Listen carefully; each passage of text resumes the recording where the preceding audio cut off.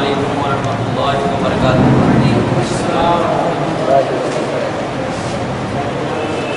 الحمد للہ رب العالمین، والصلاة والسلام علی سید المرسلین وعلی آلہ واصحابہ اجمعین، اما بعد۔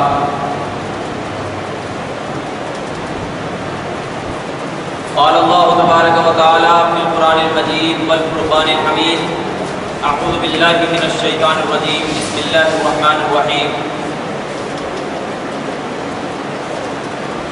اتموا الحج والعمرة للہ، وقال اللہ تبارک و تعالی فی مقام آخر فصل لربک وانحر، صدق اللہ مولانا العظیم، وبلغنا رسولہ النبی الامین المتین الکریم، ونحن على ذلك لمن الشاهدين والشاکرین، والحمد للہ رب العالمین۔ حاجیو آؤ شہنشاہ کا روزہ دیکھو، حاجیو آؤ شہنشاہ کا روزہ دیکھو، کعبہ تو دیکھ چکے، کعبے کا کعبہ دیکھو۔ اور ہم سب کے آقا، ہم سب کے امام، ہم سب کے رہبر الشاہ امام احمد رضا خان فاضل بریلوی علیہ رحمت و رضوان ارشاد فرماتے ہیں، حرم کی زمین اور قدم رکھ کے چلنا، حرم کی زمین اور قدم رکھ کے چلنا، ارے سر کا موقع ہے وہ جانے والے، ارے سر کا موقع ہے وہ جانے والے۔ اور کیوں اعلیٰ حضرت نے ایسا فرمایا؟ اس لیے کہ آپ جب دیکھیں گے ان کے نعت میں، ہدایت بخشش میں فرماتے ہیں، سب سے اعلیٰ و اولیٰ ہمارا نبی۔ جو چیز اعلیٰ ہوتی ہے اور جہاں موجود ہوتی ہے وہاں کی ہر چیز اعلیٰ ہوتی ہے۔ ہندوستان میں ہم قدم رکھ کے چلتے ہیں، پاکستان میں ہم قدم رکھ کے چلتے ہیں، لیکن اعلیٰ حضرت نے کیا کہا کہ ہندوستان اتنا اعلیٰ نہیں، کیونکہ یہاں کے لوگ اعلیٰ ہیں۔ مکہ اعلیٰ ہے، کیوں؟ اس لیے کہ نبی اعلیٰ ہے۔ تو اعلیٰ حضرت فرماتے ہیں، سب سے اعلیٰ و اولیٰ ہمارا نبی، سب سے بالا و والا ہمارا نبی۔ اسی وجہ سے اعلیٰ حضرت فرماتے ہیں، حرم کی زمین اور قدم رکھ کے چلنا، ارے اعلیٰ مقام ہے، اعلیٰ لوگ ہیں، تو اس جگہ پر بھی حرم کی زمین اور قدم رکھ کے چلنا، ارے سر کا موقع ہے وہ جانے کا۔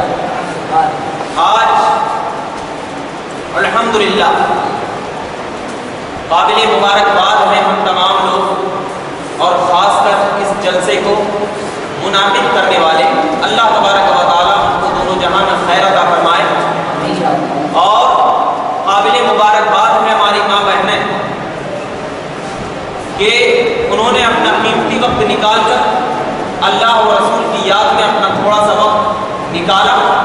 اللہ تبارک و تعالیٰ ان وقت کو نکالنے کی وجہ سے ان کو اعلیٰ سے اعلیٰ مقام عنایت فرمائے، اور ان کو اس وقت کے صدقے طفیل میں جو نبی پاک کے ذکر و اذکار میں گزر رہا، ان کی وجہ سے اللہ تبارک و تعالیٰ انہیں دونوں جہان میں نعمت کبریٰ۔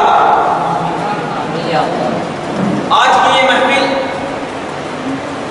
یاد اسماعیل اور یاد ابراہیم خلیل اللہ، یاد ابراہیم خلیل اللہ اور یاد اسماعیل ذبیح اللہ کے نام سے منعقد کی گئی ہے۔ اس محفل کا مقصد یہ ہے کہ ہم تمام لوگ جس بھی انبیاء کرام علیہ السلام کی یاد مناتے ہیں، صرف ہمارا مقصد یہ ہونا چاہیے کہ ان کی یاد منانے کے صدقے طفیل میں اللہ تبارک و تعالیٰ ہمیں نعمت عطا فرمائے۔ یہ مقصد اگر لے کر کے ہم بیٹھے ہیں تو انشاءاللہ تبارک و تعالیٰ ان کے یاد کرنے کی بنیاد پر اللہ تبارک و تعالیٰ ہمیں دونوں جہاں میں خیر عطا فرمائے۔ اس نیتوں کو اعتبار سے جب ہم ان کے تصرفات، ان کے معجزات و کمالات کو دیکھتے ہیں تو ہمارے دل میں وہ جذبات پیدا ہوتے ہیں جو جذبات کی آج سے پہلے پیدا نہ ہوئے۔ جب حضرت ابراہیم علیہ السلام کی سیرت طیبہ کو ہم دیکھتے ہیں، حضرت اسماعیل کی سیرت طیبہ کو ہم دیکھتے ہیں، تو ہمیں یہی محسوس کہ اللہ تبارک و تعالیٰ کے کچھ ایسے بندے ہوا کرتے ہیں جو اللہ کی یاد میں اپنے آپ کو قربان کر دیا کرتے ہیں، اور جب اپنے آپ کو اللہ کی بارگاہ میں جو بندہ قربان کر دیا کرتا ہے تو اللہ کے نبی فرماتے ہیں کہ جب بندہ اللہ کی رضا کے لیے اپنے آپ کو سپرد کر دیتا ہے تو اللہ تبارک و تعالیٰ اسے جنت میں ایسا مقام عنایت فرماتا ہے کہ اب دنیا میں وہ بندہ اگر کسی کے لیے دعا کر دیتا ہے تو اللہ تبارک و تعالیٰ ان کی دعاؤں کو کبھی رد نہیں کرتا۔ اسی بنیاد پر ہم جب بزرگان دین کی محفل کو سجا کر ان کو یاد کرتے ہیں تو صرف ہماری نیت یہی ہونی چاہیے کہ اے اللہ ہمیں بھی ان بزرگان دین کا صدقہ نصیب کر اور ہماری زبان میں بھی ایسی تاثیر عنایت فرما کہ اگر ہم بھی اگر کسی غیر کے لیے دعا کر لیں، اپنی ماں بہنوں کے لیے دعا کر لیں تو اللہ ہماری دعاؤں کو قبول کرتا ہے۔ اسی بنیاد پر ہم تمام لوگ یہاں پر یاد اسماعیل کو مناتے ہیں، اور اس منانے کے صدقے طفیل میں ہمارا ذہن و دماغ یہی تصور رہتا ہے کہ اللہ ہمیں دونوں جہان کی نعمت دے۔ میں نے آپ کے سامنے بلا تاخیر آیت کریمہ کی تلاوت کا شرف حاصل کیا۔ آج الحمدللہ یا ہندوستان کے اعتبار سے 8 ذی الحجہ اور سعودی عربیہ کے حساب سے 10 ہے۔ جن لوگوں نے حج کیا ان کو حج کی سعادت نصیب ہو گئی، اللہ ان کے حج کو قبول کرے۔ اور اسی بنیاد پر ہم ہندوستان میں قربانی کے کچھ ایام کو گزارتے ہیں، اور یہ قربانی اور حج دونوں ایک دوسرے سے مناسبت رکھتے ہیں۔ کیوں؟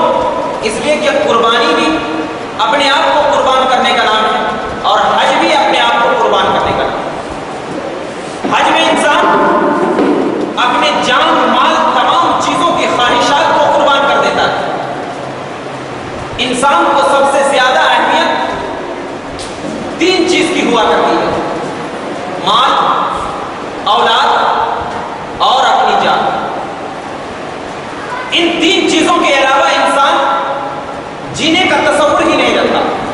اگر کسی انسان کو ہم پوچھیں بھائی آپ جان دے سکتے ہیں تو وہ تھوڑا سوچتا ہے کہ ہم جان دیں تو کیسے دیں، یہ جان مانگ رہے ہیں مجھ سے، میں کیسے جان دوں؟ اب اگر وہ انسان جان نہ دے سک رہا ہے تو آپ پوچھتے ہیں بھائی آپ ذرا مال تو دے دیجیے۔ اب مال دینے میں بھی ہچکچاتا ہے کہ مال دے تو کیسے دیں۔ اب ان دونوں سے بڑھ کر جس جان اور مال کو انسان نے کمایا اور اسی جان اور مال کو کمانے کے لیے اس نے اپنی زندگی کو کیا کر دیا، پورا 60 سال زندگی گزار دیا۔ اب اس کو ایک اولاد تھی، اس کو ایک اولاد تھی۔ اب وہ اولاد کو ہم جا کر کے مانگیں گے کہ بھائی آپ اپنی اولاد کو مجھے دے دو، پالنے کے لیے دے دو، تو انسان سوچتا ہے کہ کیسے دوں میں پالنے کے لیے۔ اب اگر ہم اسی سے کہیں جا کر کے نہیں مجھے اولاد دو میں جا کر کے ذبح کروں گا تو اب انسان دے گا؟ نہیں دے گا۔ لیکن کیا ہے یہ قربانی؟ ماہ ذی الحجہ کی مطلب کیا ہے؟ جب ماہ ذی الحجہ کی پہلی تاریخ ہمارے ذہن و دماغ میں آتی ہے تو حضرت ابراہیم کی یاد ہمارے رگوں میں دوڑنا شروع ہوتی ہے کہ وہ ابراہیم جس نے 55 سے لے کر جوانی تک اپنی زندگی کو گزارا تو خدا کی یاد میں گزارا۔ وہ ابراہیم جب چلنا شروع کیا تو سب سے پہلے حضرت ابراہیم علیہ السلام نے نہ ان کی بارگاہ میں حضرت ابراہیم علیہ السلام کی زندگی ایسی تھی کہ انہوں نے اپنی زندگی کو جب گزارنا شروع کیا تو ان کی زندگی میں ایک لمحہ بھی ایسا نہ گزرتا تھا جو لمحہ کے خدا کی یاد میں مصروف نہ ہو۔ وہ حضرت ابراہیم جن کو تمام دونوں جہاں کی قوت و طاقت عنایت فرمائی گئی، وہ ابراہیم جن کے رگوں میں اللہ تبارک و تعالیٰ کی وحدانیت لے کر گزرے۔ القصہ مختصر یہ ہے کہ حضرت ابراہیم علیہ السلام ہی ہے، کیونکہ یہ حج کا تعلق حضرت ابراہیم سے، یہ حج کا تعلق حضرت اسماعیل سے ہے۔ آپ کو میں حضرت ابراہیم کی تھوڑی سی ہسٹری بتا دوں تاکہ آپ کو معلوم ہو جائے کہ یہ حج ہے کیا۔ یہ حج ہے کیا؟ حضرت ابراہیم علیہ السلام نے جب حضرت سارہ رضی اللہ تعالیٰ عنہ سے نکاح کیا اور جب حضرت سارہ سے نکاح کیا تو حضرت سارہ اتنی خوبصورت تھی کہ ان کے جیسا خوبصورت اس وقت میں کوئی نہیں، اتنی خوبصورت۔ بعض روایتوں میں آیا ہے کہ حضرت سارہ کے چہرے کی روشنی یعنی خوبصورتی کی وجہ سے اتنا چمکتا تھا کہ بعض روایتوں میں ہے کہ چاند بھی حضرت سارہ سے شرماتا تھا کہ میں ان کے سامنے جاؤں تو کیسے جاؤں، اتنی خوبصورت۔ حضرت ابراہیم علیہ السلام حضرت سارہ کو لے کر کہاں چلتے ہیں؟ مصر چلتے ہیں، لے کر چلتے ہیں۔ حضرت سارہ رضی اللہ تعالیٰ عنہ مصر کے بادشاہ کے پاس جاتی ہے، مصر کے بادشاہ کی نیت خراب ہو جاتی ہے، خوبصورت لڑکیوں کو دیکھ کر تو کسی کی بھی نیت خراب ہو۔ یہ ماحول ہے، آج سے نہیں چلا رہا، بہت پہلے سے چلا رہا، لیکن قربان جائیے ہماری ماں بہنیں کہ حضرت سارہ نے اپنی زندگی کو خدا کی یاد میں گزارا تھا۔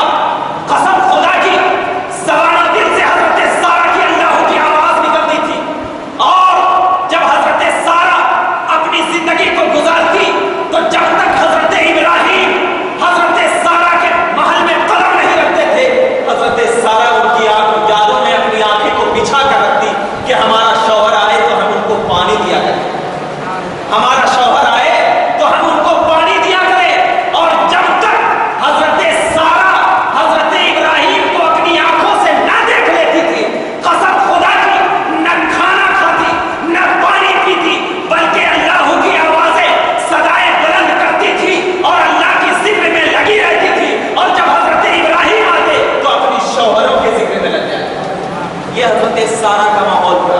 اپنی خوبصورتی پر اکڑتی نہیں تھی حضرت سارہ، کیوں؟ اس لیے کہ ان کو معلوم تھا یہ خوبصورتی 60 دن کی ہے، 60 سالوں کی ہے، کل قبر میں یہ خوبصورتی ختم ہو جائے گی۔ اکڑتی نہیں تھی، اکڑتی کس پہ تھی؟ اللہ کے ذکر۔ اکڑتی کس پہ تھی؟ رشک کس پہ کرتی تھی؟ وہ رشک اس پہ کرتی تھی کہ ہمارا شوہر اللہ نبی نا۔ وہ رشک کس پہ کرتی تھی؟ وہ رشک اس پہ کرتی تھی کہ ہمارے شوہروں کے رگوں میں نور محمدی ٹپک رہا ہے، اس پہ رشک کرتی تھی۔ اور حضرت سارہ کا بیان ہے، قسم خدا کی، میں جب ابراہیم کو دیکھا کرتی تھی تو مجھے ابراہیم کو دیکھتے ہی میرے ذہن و دماغ میں ایسی ایسی خواہشات آتی جو خواہشات جیسے پہلے نہیں آتی تھی۔ حضرت سارہ سے پوچھتے ہیں کہ وہ خواہشات کیا آتی تھی، تو حضرت سارہ کہتی ہے کہ میں جب ابراہیم کو دیکھتی تو مجھے یہ خواہش ہوتی کہ ابراہیم کے پیشانی سے نور چمکتا تھا، میں یہ چاہتی تھی کہ وہ نور میرے میں منتقل ہو جائے۔ اللہ اکبر کبیرہ، یہ خواہشات رہتی تھی حضرت سارہ کی۔ القصہ مختصر یہ ہے کہ حضرت سارہ کو جب حضرت ابراہیم علی نبینا علیہ السلام مصر کے بادشاہ کے قریب محلوں میں لے کر گئے تو مصر کے بادشاہ کی نیت خراب ہونے لگی، اور مصر کے بادشاہ نے حضرت ابراہیم کو کہا، اے ابراہیم ذرا تو باہر ٹھہر جا، میں سارہ سے اکیلے میں بات کرنا چاہتا ہوں۔ اب وہ مصر کا بادشاہ حضرت سارہ رضی اللہ تعالیٰ عنہ کو ایک روم میں لے جاتا ہے، اور لے جانے کے بعد حضرت اس مصر کے بادشاہ کی نیت خراب ہونے لگتی ہے۔ اور جب حضرت سارہ کو احساس ہوتا ہے کہ اس مصر کے بادشاہ کی نیت خراب ہو رہی ہے تو حضرت سارہ نے کچھ نہیں کہا، کچھ نہیں کہا۔ تخت پر بیٹھا ہوا بادشاہ اب حضرت سارہ کی طرف جیسے ہی بڑھتا ہے، خدا کی قدرت، قربان جائیے، جیسے ہی حضرت سارہ کی طرف غلط نیتوں سے بڑھتا ہے وہ مصر کا بادشاہ وہ اپاہج ہو جاتا ہے، اس کے ہاتھ اور پیر بالکل اپاہج پڑ جاتے ہیں، اس کی آنکھوں کی روشنی ختم ہو جاتی ہے، اب وہ تخت سے اٹھ نہیں سکتا، اس کے پورے ہاتھ میں فالج پڑ جاتا ہے، اس کا چہرہ خراب ہو جاتا ہے، اس کے کانوں کی سننے کی آواز ختم کر دی جاتی ہے، اور اس کی آنکھوں کی روشنی ختم کر دی جاتی ہے۔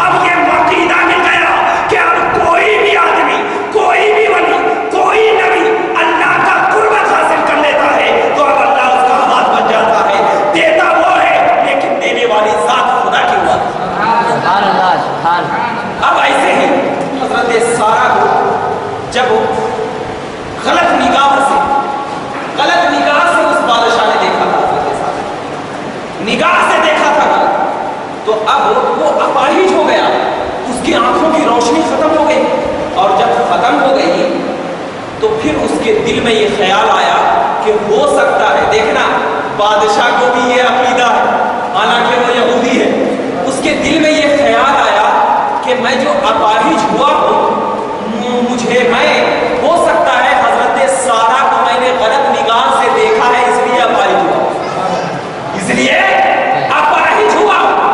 अब उसने खुदा की बारगाह में तौबा कर ली। जैसे ही तौबा खुदा की बारगाह में करना था, रिवायतों में ये बात बिल्कुल मशहूर है कि तौबा जैसे ही किया फिर से वो सही सालिम हो गया, सुभान अल्लाह, फिर से सही सालिम। अब जब सही सालिम हो गया तो कुछ देर गुजरने के बाद फिर उसके दिल में गलत वसवसे आने लगे। गलत वसवसे जैसे उसके दिल में हजरत सारा के लिए आए, फिर से वो अपाहिज। ऐसे ही 3 मरतबा उसके दिल में, उस बादशाह के दिल में हजरत सारा जो उस वक्त हसीन और जमील थी, आए, 3 मरतबा अपाहिज हो गया। फिर चौथी मरतबा पक्का अल्लाह की बारगाह में तौबा किया और फिर से वो सही सालिम हो गया। अब हजरत सारा कहा आप अपने शौहर के पास चलिए। जैसे ही हजरत सारा हजरत इब्राहिम अलैहिस्सलाम के पास गई तो हजरत इब्राहिम को उस बादशाह ने क्या प्यारे अल्फाज से कहा, ए इब्राहिम, ये कौन सी मखलूक लेकर आया है तू? सुभान अल्लाह। ए इब्राहिम, ये कौन सी मखलूक लेकर आया है कि मैं इसको गलत निगाही से देखता हूं तो अपाहिज हो जाता हूं? हजरत इब्राहिम ने कहा ये कोई दूसरी मखलूक नहीं है, ये तो अल्लाह की मुकद्दस बंदी है, और जो अल्लाह का मुकद्दस हो जाता है अल्लाह उसका हो जाता है। सुभान अल्लाह। अब बात बतानी चली गई कि हजरत सारा ने हमारी माँ बहनों को ये अकीदा दिया कि हमारी माँ बहनें अगर अपनी जिंदगी को गुजारोगे अल्लाह की याद में तो कसम खुदा की कोई गैर मर्द तुम्हारी तरफ निगाह उठाकर नहीं दे सकता। और मतलब हदीस पाक में अल्लाह के रसूल ने भी फरमाया कि जो कोई औरत अपनी पाक दामनी को अल्लाह की बारगाह में पेश कर दे और अपने आप को पाक दामन तसव्वुर करते हुए खुदा की याद में मसरूफ हो जाया करती है तो अल्लाह के फरिश्ते उस औरत की हिफाजत किया करते।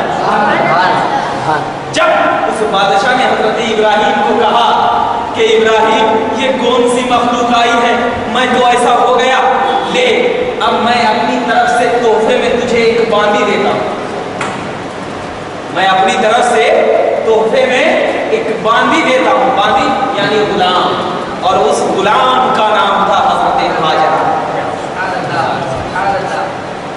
अब इससे भी ये मिल गया कि जो खुदा की याद में रहा करता है, देखना हम जो बोलते हैं, हम जाते हैं दरगाह शरीफ पे, हम जाते हैं वहाँ, हम जाते हैं फला जगह पे जाते हैं, बोलते हैं, क्यों जाते हैं? इसलिए कि वो अल्लाह के मखसूस बंदे हैं, अल्लाह के मखसूस बंदे हैं, अल्लाह के मुकद्दस बंदे हैं, उन्होंने इबादत और रियाजत के जरिए अल्लाह का कुर्ब हासिल किया हुआ है।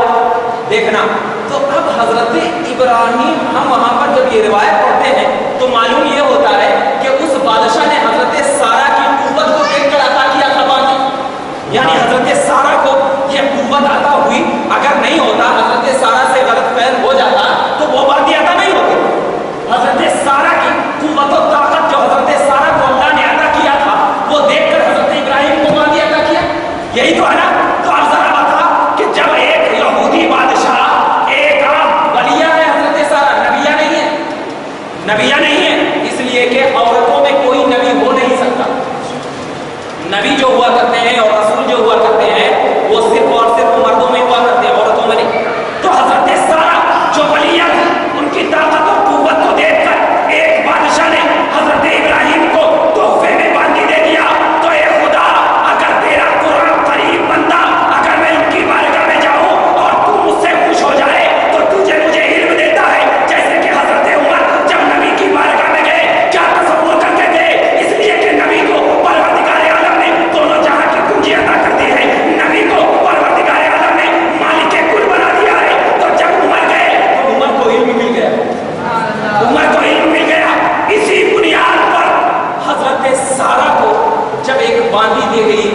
बांदी भी बहुत खूबसूरत थी, वो बांदी भी बहुत खूबसूरत थी, हजरत इब्राहिम की खिदमत करने के लिए दी गई।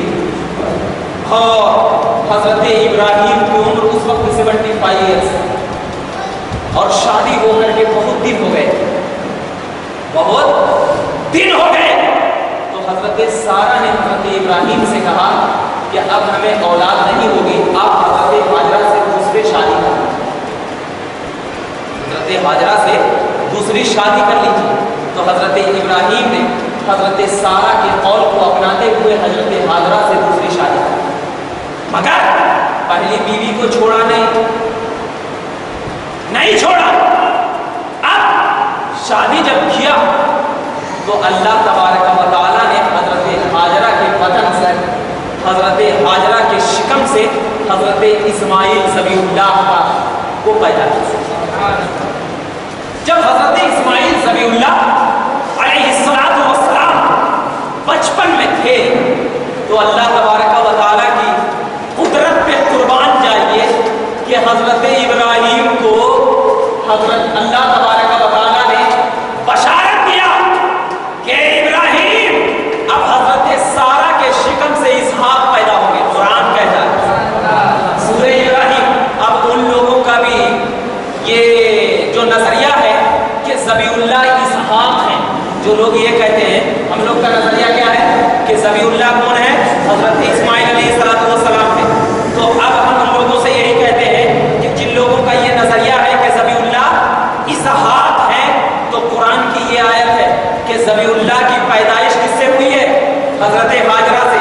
और कुरान क्या कह रहा है कि इसहाक की पैदाइश हजरत सारा से हुई। तो अकीदा मिल गया कि कुरान ने हमें बता दिया कि ज़बीहुल्लाह इसहाक नहीं बल्कि ज़बीहुल्लाह इस्माइल, ज़बीहुल्लाह इस्माइल है। तो अब हजरत सारा से हजरत इसहाक पैदा हुए, फिर उनसे हजरत याकूब अलैहिस्सलातु वस्सलाम हुए, फिर हजरत यूसुफ अलैहिस्सलातु वस्सलाम हुए। वो एक अलग टॉपिक, बनी इसराइल। अब जब हजरत इस्माइल अलैहिस्सलातु वस्सलाम बचपन में थे और हजरत इसहाक दोनों खेल रहे थे, दोनों क्या कर रहे थे, खेल रहे थे। तो खेलते खेलते हजरत इब्राहिम अलैहिस्सलातु वस्सलाम ने हजरत इस्माइल अलैहिस्सलातु वस्सलाम को गोद में उठाकर सीने से लगा दिया, सीने से लगा लिया और हजरत इसहाक को अपने जांग पे बिठा लिया, जांग यानी पैरों पे बिठा लिया। अब ये मंजर हजरत सारा ने देख लिया, ये मंजर क्या कर लिया, हजरत सारा ने देख लिया। उनको नागवार गुजरा कि मेरे बेटे को जांग पे बिठाया गया है और हजरत इस्माइल को सीने से लगाया गया है, कहता है। और एक इमरात यानी औरतों के ख्याल की बुनियाद पर सिर्फ ख्याल आया था, बोले नहीं थे, ख्याल आया हजरत सारा के ज़हन दिमाग में कि मेरे बेटे को जांग पे रखा गया जो हजरत इसहाक थे और हजरत इस्माइल को सीने से लगाया गया। क्यों? अब मैं यहाँ पर यह बता रहा हूँ कि नूर जो होता है नूर को अपने सीने से लगाता है, क्योंकि हजरत इस्माइल के रगों में मेरे मुस्तफा का नूर, मेरे मुस्तफा का नूर था। तो इब्राहिम ने अकीदा दिया, ए दुनिया वालों, नबी के नूर को सीने से लगाना, क्योंकि सीने से लगाओगे तो तुम्हें नूरानियत मिलती चली जाएगी। अब हजरत सारा को ये गवारा में गुजरा कि मेरे बेटे को जांग पे रखा हो और इस्माइल को सीने से लगाया जा रहा हो, ऐसा गवारा न गुजरा। हजरत सारा ने कहा क्या हजरत हाजरा और हजरत इस्माइल को कहीं उससे दूर लेकर चले जाइए और अलग रखिए, वो अलग रखिए।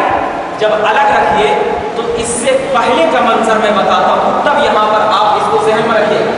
मैं यहाँ पर जो अभी छोड़ दिया यहाँ, इससे पहले का मंजर ये था कि जब हजरत इब्राहिम अलैहिस्सलातु वस्सलाम, हजरत इस्माइल जब पैदा हुए थे तो हजरत इब्राहिम ने बहुत ज़्यादा बकरियाँ, बहुत ज़्यादा बैल गाय जो भी उस वक्त मौजूद था अल्लाह की बारगाह में कुर्बान किया, बहुत ज़्यादा। तो फरिश्तों ने हजरत इब्राहिम अलैहिस्सलातु वस्सलाम को आकर कहा था, ए इब्राहिम तुम इतनी बकरियाँ क्यों ज़बह कर रहे हो, क्यों ज़बह कर रहे हो? तो हजरत इब्राहिम अलैहिस्सलातु वस्सलाम ने कहा था कि अगर मेरे पास औलाद होता तो मैं अल्लाह की बारगाह में इसको भी ज़बह कर देता। ये हजरत इब्राहिम ने कहा था। देखना अब मैं जहाँ से छोड़ा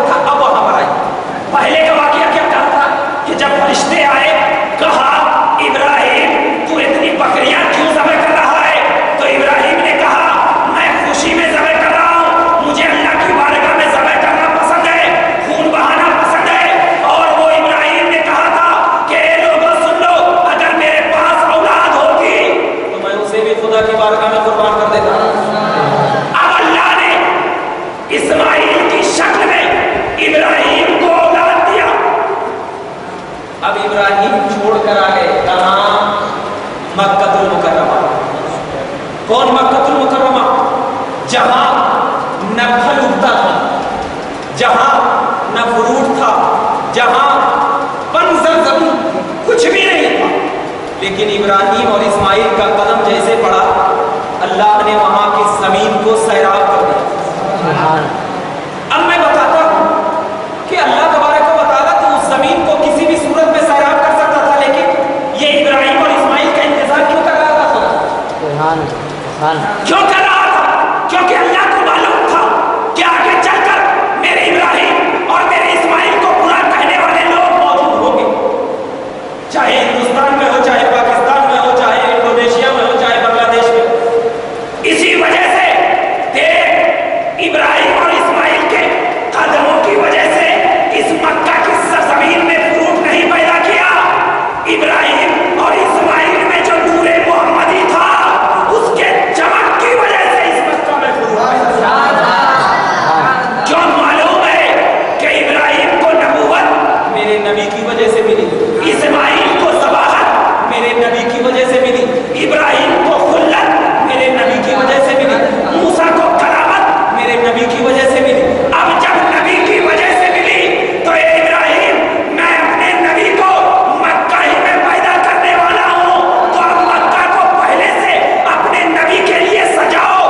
اب میرے نبی آنے والے ہیں. اے ابراہیم جا اپنے قدم کو رکھ، تیرے قدم کی وجہ سے فروٹ کو پیدا کروں گا. اے اسماعیل اپنے قدم کو اس مکہ کی زمین پہ مار تاکہ میرا نبی کبھی پیاسا نہ رہے. اے اسماعیل آپ اللہ کی بارگاہ میں دعا کر تاکہ اس سے میں آسمان کے بادلوں سے پانی برساؤں گا. اب اے اسماعیل اب جب تمام فرشتوں کی جھرمٹ میں تجھے گود میں لے کر کھلائے تو لوگوں کو معلوم ہو کہ جب میرا نبی آئے گا تو اسے بھی فرشتے جھلائیں گے. اب جب میرا نبی آئے گا تو یہ مکہ کو جب اسماعیل اور ابراہیم کی وجہ سے سجا لیا گیا، اب جب سجانا مکمل ہو گیا، بقرعید کا موسم مکمل ہو گیا، تب نبی کو نبی الاول کے موسم میں کیوں؟ ابراہیم کی وجہ سے بھی مکہ نہ سجا، اسماعیل کی وجہ سے بھی مکہ نہ سجا، بلکہ ابراہیم اور اسماعیل کو میرے نبی کی وجہ سے سجانے کے لیے بھیجا گیا. اب یہ بتانا گیا جب حضرت ابراہیم حضرت ہاجرہ کو اس مکہ کے جنگلوں میں چھوڑ گئے اور پیچھے پلٹ کر واپس بھی نہیں دیکھا واپس، تو حضرت ہاجرہ بھی اللہ کی نیک بندی تھی.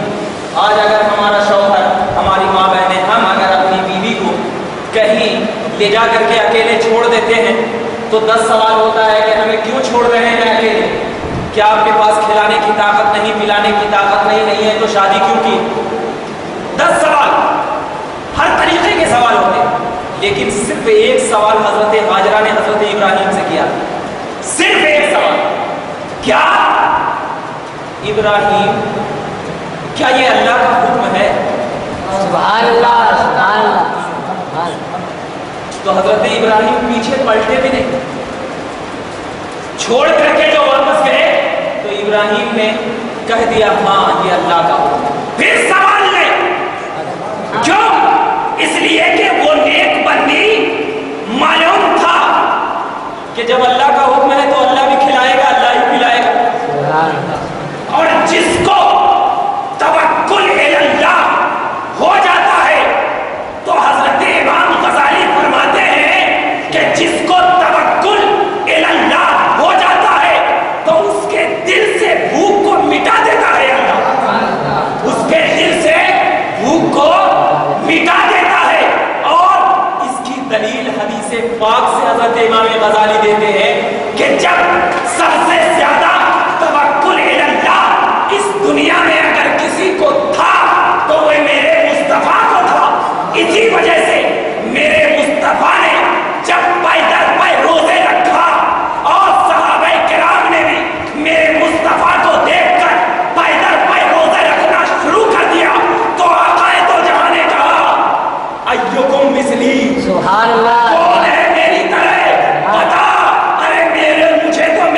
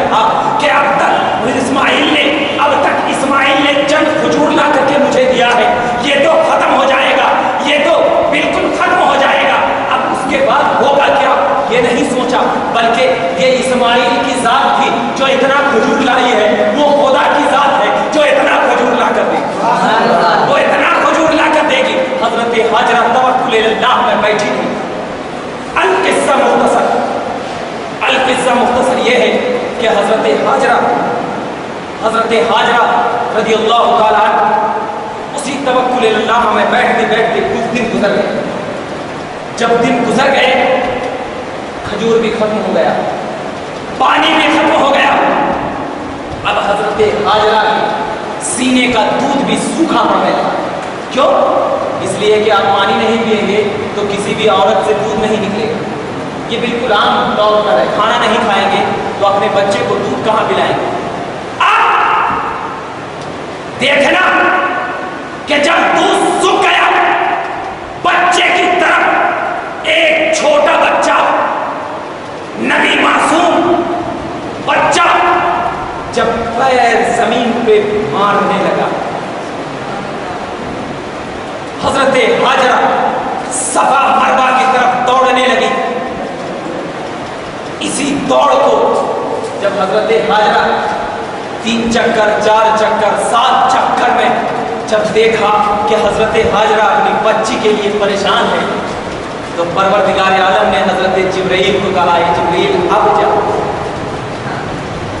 جا, کیونکہ بھوک کے بعد دودھ کا مزہ ہی کچھ الگ ہے. ارے بھائی آپ کو یہ بولتا ہوں, آپ کا پیٹ اگر بھرا ہوا فل ہو, کوئی آپ کے پاس بریانی بہترین لا کر دے پھر بھی نہیں کھائیں گے. کیوں؟ اس لیے کہ پیٹ فل. لیکن اگر بھوک لگی ہوئی ہو آپ کو بہت زیادہ, کوئی دال کھانا بھی لا کر دے گا تو آپ اس کو ایک دم اللہ کا شکر سمجھ کر کھاتے ہیں. حضرت حاجرہ نے حضرت اسماعیل کی طرف کو نہ دیکھ سکے اور خدا حضرت حاجرہ کی طرف کو نہ دیکھ سکا. اسی وقت جب حضرت حاجرہ کو بھیجا, حضرت جبرائیل آئے, حضرت اسماعیل ذبیح اللہ کے بازو میں بیٹھ گئے. بخاری شریف کی حدیث پاک ہے 6566 حدیث پاک کا نمبر ہے.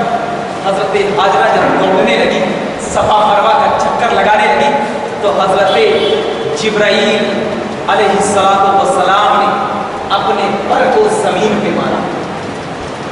بعض لوگ یہ کہتے ہیں کہ حضرت اسماعیل نے اپنے پیر کو زمین پہ مارا تو زمزم نکل گیا.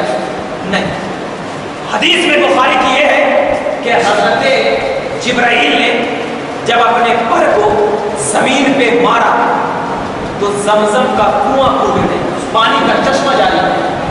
جب پانی کا چشمہ جاری ہوا حضرت حاجرہ دوڑتی ہوئی پلٹ کر آئی اور آئی, دیکھتی کیا ہے کہ پانی بالکل پھیل رہا ہے. پانی کیا ہو رہا ہے؟ پھیل رہا ہے. تو اب حضرت حاجرہ نے کہا زم زم, رک رک. زمزم کا معنی ہوتا ہے رک رک. روایتوں میں یہ بات آتی ہے کہ حضرت حاجرہ اگر یہ لفظ نہ کہتی, یعنی اگر زمزم نہ کہتی, تو آج پوری دنیا میں وہ پانی سیلاب کی طرف بہتا. سبحان اللہ. پانی سیلاب کی طرح بہتا. حضرت ابراہیم, حضرت اسماعیل علیہ نبینا علیہ السلام کو اس پانی سے پیاس ہوئی, تو جب اس پانی کو حضرت حاجرہ نے پیا, حضرت اسماعیل ذبیح اللہ کو پلایا گیا, بالکل ٹھنڈک محسوس ہونے لگی. تو اب وہ پانی اتنی برکت والا ہو گیا کہ اب اس پانی کو بیٹھ کر پینا جائز نہیں. اس پانی کو بیٹھ کر پینا جائز نہیں, کھڑے ہو کر ٹوپی کو نکال کر. کیوں؟ اس لیے کہ وہ حضرت اسماعیل کی وجہ سے وہ پانی آیا. حضرت اسماعیل کے وجہ سے وہ پانی آیا. تو حضرت امام جلال الدین سیوطی علیہ رحمۃ و رضوان کہتے ہیں کہ جب پانی حضرت اسماعیل کی وجہ سے آیا تو اتنا برکت والا ہو گیا. یا رسول اللہ, آپ کے تو 5 انگلیوں سے پانی جاری ہوئے تھے. یا رسول اللہ, آپ کی تو نگاہوں سے پانی جاری ہوئے تھے. جب وہ صحابہ کرام کو معلوم تھا, صحابہ کرام کو معلوم تھا کہ اسماعیل کی وجہ سے جو پانی آیا اس کی برکت یہ ہے کہ کھڑے ہو کر پیو, یہ تو نبی کے جسم سے نکل رہا ہے, اگر اس کو اڑ کر کے بھی پیے تو ہماری بدتمیزی ہے, ہماری بدتمیزی ہے. تمیز تو اس میں ہے. یا رسول اللہ, اگر آپ کے انگلیوں سے پانی نکل رہا ہے تو قتادہ کی آنکھ میں جاتا ہے تو اس کی روشنی بڑھنے لگتی ہے. عثمان کے ہاتھوں کو لگتا ہے تو عثمان کے ہاتھ میں جو پریشانیاں تھی وہ دور ہونے لگتی ہے.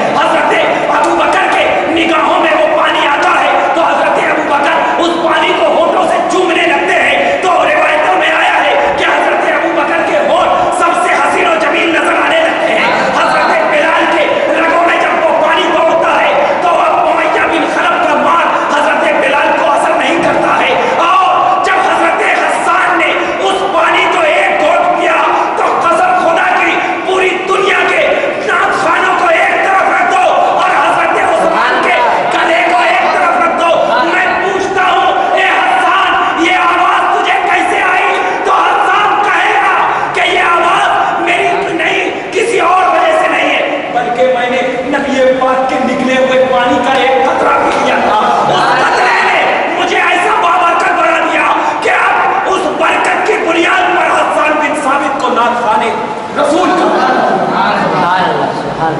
اسی بنیاد پر جب برکت ملتی ہے نا، جب برکت ملتی ہے تو ہر طریقے سے ملتی ہے۔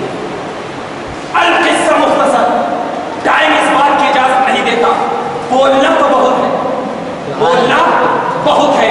ابھی تو صرف حضرت اسماعیل کو آیا، ابھی تو حج بولنا ہے، ابھی تو قربانی بیان کرنا ہے، بولنا بہت ہے، لیکن القصہ مختصر، پانی نکل گیا، صفا مروہ پہ چکر ہو گیا، تو اب میں یہ بتاتا ہوں حج کرنا فرض ہے، حج کرنا فرض ہے۔ جو مالک نصاب ہو، یعنی اتنا پیسہ ہو اس کے پاس کہ وہ شخص بالکل ہر ضروریات سے فارغ ہو کر خانہ کعبہ تک جانے کی طاقت رکھتا ہو، تو اب اس شخص پر حج کرنا فرض ہے۔ اب اگر اس شخص نے اتنا پیسہ رکھنے کے باوجود اگر حج نہیں کیا تو وہ گنہگار ہوگا، اور وہ ویسے ہی اگر مر گیا تو اللہ کی بارگاہ میں اس کی پرسش ہوگی، پوچھ تاچھ ہوگی۔ لہٰذا جو ہماری ماں بہنیں اور جو ہمارے لوگ سن رہے ہیں، بیٹھ کر یہ تمام لوگ ذہن و دماغ میں رکھیں کہ اگر آپ مالک نصاب ہیں، وہاں تک پہنچنے کی استطاعت رکھتے ہیں، تو آپ کے اوپر حج کرنا فرض ہے، اور اگر نہیں کیے تو آپ گنہگار ہیں۔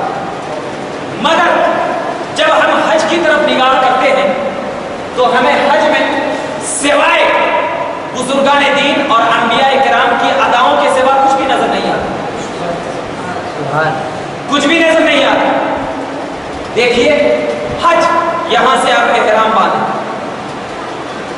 مدینے ہندوستان سے کوئی شخص حج کر رہا ہے، اور ایک چیز ذہن میں رکھنا، حج کی 3 قسمیں ہوا کرتی ہیں، ایک ہوتا ہے حج تمتع، ایک ہوتا ہے حج قران، اور ایک ہوتا ہے حج افراد۔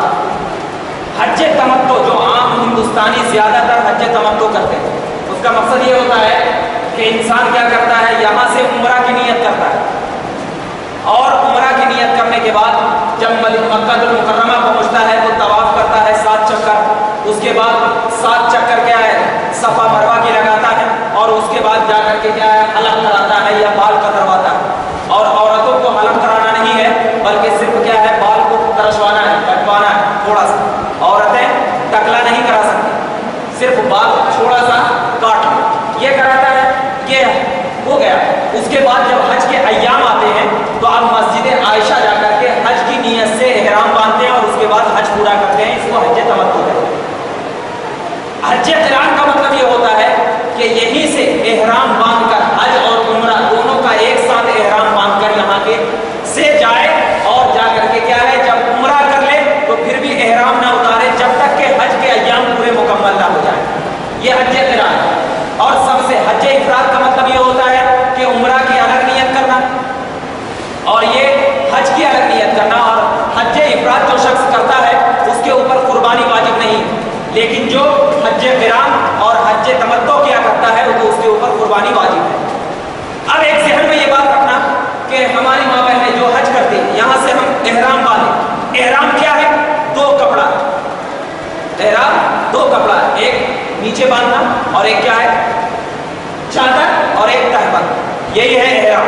لیکن عورتوں کا احرام کیا ہے، اس کا چہرہ کھلا رہے، چہرہ کھلا رہے، ٹھیک ہے، یہ ہے احرام۔ اب جب یہاں سے احرام باندھتے ہیں تو یلملم ایک جگہ آتی ہے، یلملم جو میقات ہے، یعنی اس سے پہلے تک ہم کو احرام باندھ کر کے حج کی نیت کر لینا ضروری ہے۔ اور آپ نے اگر یلملم کے بعد حج کا نیت کیا، احرام تو آپ پہلے باندھ لیے، لیکن یلملم جو ایک جگہ ہے جو اہل یمن یعنی ہندوستان یمن والوں کے لیے میقات ہے، اس سے پہلے حج کی نیت کر لینا ہے ہم کو، اور کیا کر لینا ہے، اس سے پہلے احرام وغیرہ باندھ کر کے پورا تیاری کر لینا۔ اگر آپ نے یلملم کے بعد اگر حج کی نیت کی تو آپ کے اوپر ایک بکرا دم دینا ضروری ہے، ورنہ آپ کا حج نہیں ہے۔ یہاں سے ہم گئے، جانے کے بعد سب سے پہلے جب ہماری نگاہوں میں کعبۃ اللہ آتا ہے، الحمدللہ میں بھی گیا ہوں، مجھے بھی معلوم ہے کہ کیا ہے، جب پہلی نگاہوں میں کعبۃ اللہ کا نظارہ آتا ہے تو قسم خدا کی وہ نظارہ ایسا ہوتا ہے کہ حضرت امام مالک رضی اللہ تعالیٰ عنہ ارشاد فرماتے ہیں کہ اگر بندے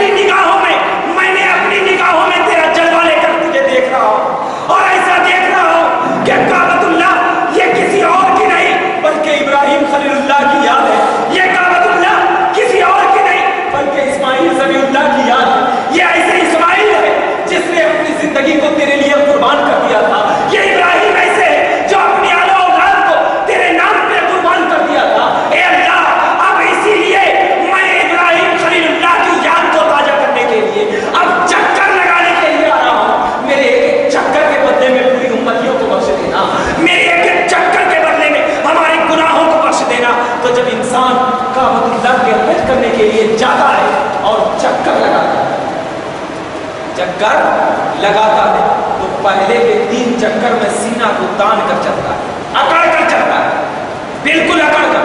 हालांकि कुरान में आया है ला तमशू फिल अर्दे मरहा, जमीन में अकड़ कर मत चलो, यानी अगर आप हिंदुस्तान में सीना अकड़ कर चलेंगे तो गुनाह होगा।